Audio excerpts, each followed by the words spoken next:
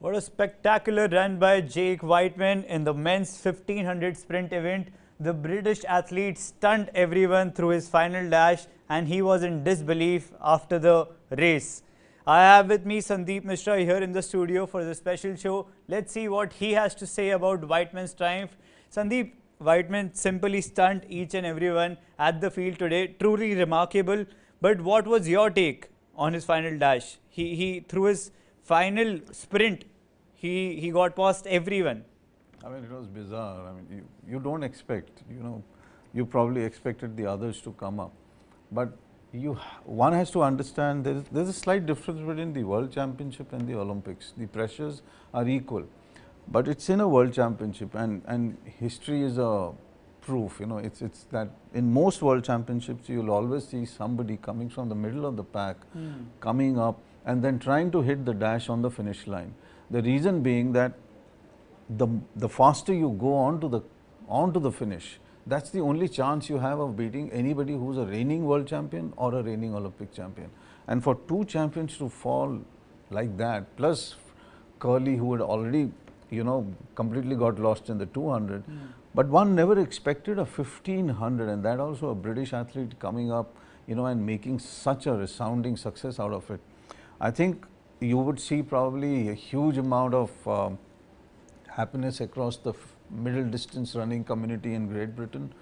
The last two people actually who did it before him, 1983 World Championship, Steve Cram, and then you had Sebastian Coe who won it in the 1984 LA Olympics. And who gives him the gold medal? It's Sebastian Coe, the president, and probably one of the greatest legends of middle distance running. And even his father, the commentator. Yeah, I mean, he said that, I'm probably lost for words or whatever. I mean, you don't expect, nobody expected, leave alone the parents. I mean, there was not a single fan across the middle distance running arena who probably thought this. So, for a lot of British runners, and Britain has been extraordinarily good in middle distance running, this was something that probably is going to gladden everybody's heart. And now you're going to see Whiteman probably going to CWG, try and pick up a gold there. And then probably a couple of weeks later, it's the European Athletic Championships. So he's going to get on. So this is like a new lease of life for a runner who always thought that he was only meant for either the middle of the pack or 4, 5, 6. So, and as he rightly said, he said that if I don't win anything after this, I would still know that, I have a World Championship gold medal. Yeah, certainly he was in disbelief himself. But what about Jacob, Sandeep, the Olympic champion? He was right at the verge of winning it, but Whiteman stunned him. I think somewhere at the back of the mind, if you see that race in the last 20 minutes, Jacob is not losing. Jacob threw the race away. He probably wasn't prepared. I mean, they were all waiting for somebody else. Whiteman was the last one on their mind. And Whiteman came in. He very, very quietly came into number 2. And it's from there that Jacob probably just didn't have, number 1 is shock. Number 2 is surprise. This is what athletes go through when they do long distance. Because in their mind, they have already won it. Jacob's already won the race in so many ways. So it's 5 meters, 8 meters, 6 meters, 4 meters. That is the area where the tight finishes and the dashes happen. And sometimes, when we are watching on television, we always feel, why couldn't he just take one more step? But it's not that. You are at the end of your entire physical, complete. The gas is out. It's complete. There's no gas left in the body at that point of time. And just imagine what's also happening. I mean, look at the happiness across Great Britain. Also look at what's happening across Norway. 2 gold medals gone. I mean, newspapers had already declared gold hunting for 2, So it's a shock, of course. There's no doubt about it. But it's a pleasant surprise for those who win it. That's what. And it's good for us as well, for us audience as well, because we get to watch someone new on the podium. Absolutely, and the whole excitement of seeing who's this guy, and then this whole media thing about finding out stories about him, trying to figure out what he is, what he doesn't do. It's like, I think Whiteman said that probably today he's going to have a pizza. So these are the kind of lines that really take a story up and make him much more than what he is. So. Well, we all hope he hits CWG, he hits the European Championships and then probably sees a podium finish in Paris.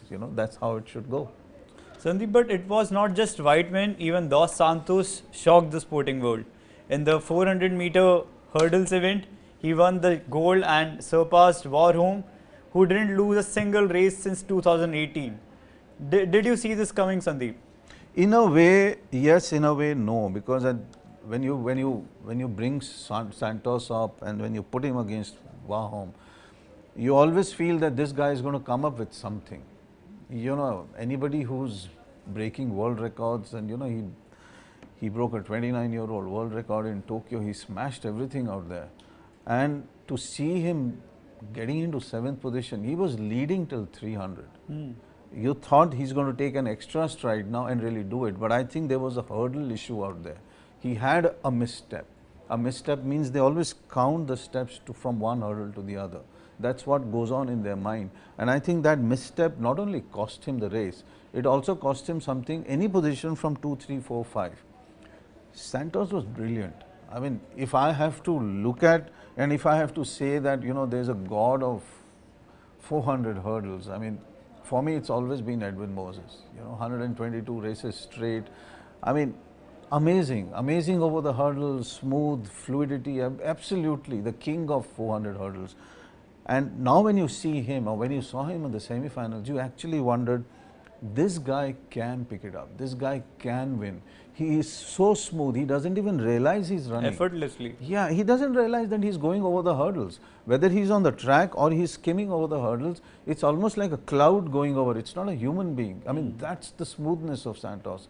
And I think Edwin Moses is the guy who pointed it out on NBC, and I was reading this somewhere where he said, technically the best at this moment of time, and he is the guy who will win it.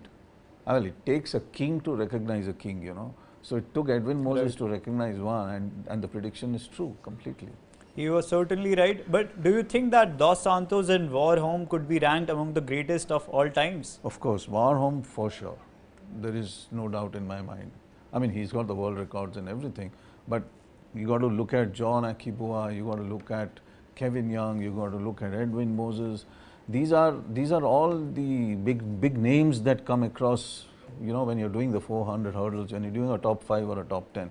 There must be so many others out there. We also have a graphic on them. Can we have the graphic, please? So, Warholm will be right at the top, I think, at this moment. Just because because of his timing? Yeah. I mean, completely. I mean, he's got 45.94. I mean, who gets 45.94? Smashed 46. You also hurdling technically and everything. It's improved so much. You know, coaching has improved, technology has improved in terms of how you run a race, all of that. So when you look at all of that, Warholm is right at the top. I mean, you got Henry up there. I mean, he's probably one of the best. John Akibua, Uganda, one of the greats. Then you have Edwin Moses, 122. Now you have Santos, and then you have Warholm. Santos, if he wins consistently, will be here. But in this whole thing, Edwin is my favorite. And Edwin, I mean, not because he's my favorite, but he's got the credentials for that. John Akibua was 1972 Olympic champion, couldn't participate in 76. Edwin Moses and John Akibua could have taken this rivalry to legendary status. Akibua couldn't come to 76 because Africa had boycotted the Olympics. So, and that picture of Edwin Moses is still in my mind. I was in school when I saw it on a magazine. He was hurdling and his gold chain was swinging around in his neck.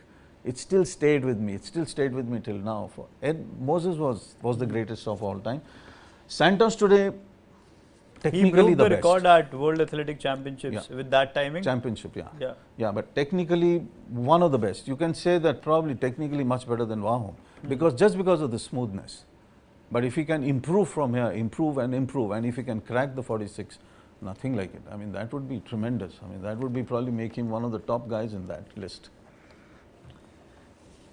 Let's quickly have a look at the Indian athletes now who will be in action on day 6 and day 7. Annu, Rani, who would be the sole representative, Sundeep, in the javelin throw event on day 6. Can she cross the qualifying mark of 62.5 in the qualifying stages, Sundeep? Well, she can. I mean, if you really look at the way she has been throwing. But the pressures of a world championship are completely different. If your mind is there, if you I mean, it's wrong to say that You got to aspire for a final. Everybody aspires for a final. But you have to feel yourself in the mix there. You got to put it out there, and if she's injury free, if everything is going right for her in terms of psychology of being in a world championship, I really don't see a problem of her getting into a final. But for most of the Indian athletes, it's always been that bridge too far. Qualifying to the final has always been a huge issue. I mean, I'll take you back to 2017 World Championships. Neeraj couldn't qualify for the final. He had a bad throw. But Annu Rani can have one good throw and still go in. Annu Rani has the experience. She won the bronze at Asian Games 2014, then again a bronze in 2017 Asian Athletic Championship, then a silver in Asian Athletic Championship. But World Athletic Championship is a big stage, so she certainly needs to up her game. And let's see what goes on the sixth day. And the man of the hour, Sundeep, Neeraj Chopra, who would be in action on day 7, again in the javelin throw event. The Indian athlete startled everyone at Tokyo Olympics through his impeccable throw of 87.58. But can he bag the gold medal for India this time around at World Athletic Championship, Sandeep? Well, it's stupid to say it's $1 million question. It's a multi-million, billion-dollar question. But looking at his form, looking at the man he is now, looking at the athlete he is now, looking at the very shape of him, because he understands what is a world championship. He understands what is intense competition. He understands what is pressure. Once you understand all these factors in your career, and then you've already been on the podium at the Olympic Games, despite, okay, fine, there were a couple of people out there who were not in that list. Some were injured, some didn't come. But here, Vetter is not going to be there. So, you know, in his mind, he would already feel, you know, I'm there at 3, 2, 1, any of these. But honestly, and being very brutally honest, if Neeraj is not on 1, I think this country will feel that disappointment. And we should. Because earlier what used to happen, we used to be happy somebody going into a final. We used to be like, you know, chalo. But he did set a benchmark after winning the Olympics. He's not only set a benchmark, he's also set a benchmark for us. That, you know, you can count on me that I'm going to win the gold. And that helps down the line. That helps the sub-juniors, the juniors. Everybody gets a little saddened, everybody gets a little disappointed if the thing is 2 or 3. Because at this moment of time, you imagine him, I imagine him with a gold medal. And we all wish that. And that was the excitement back in India when he came back. Just imagine if he just wins the gold medal once again and he's back with it from the World Championship. This is what you're going to see. Yeah. Airports are going to be full, the roads to his village are going to be full, Haryana is going to be declaring, you know, a national holiday on their own. Chalo, we say India, let's India celebrate, you know. So this is the scenes that are going to be there. This is crazy. I mean, like, but this is a catalyst. What he has done is being a catalyst for Indian athletics, for Indian sport, that, you know, if you want to be there, you can be there. It's just not that I'm Neeraj Chopra, so I'm there. I worked hard, I did all that stuff that is required to be done, and that's why I reached the Tokyo podium. And I think if he does the World Championship, I mean, there are no words to explain what will happen back in the country. Right, Sandeep. Chopra's qualification round is something that the Indian fans are looking forward to. There are a lot of expectations from the Under-20 World Athletics gold winner. Can he end India's 19-year medal drought at the World Athletic Championship? Only time will tell us. That's it from this show. Thank you so much, Sandeep. We will be back again with more interesting news, insights, facts and figures. Until then, keep watching News 9. If you liked our analysis and want to watch such content regularly, then don't forget to like, share and subscribe. This is Hardik Agrawal signing off.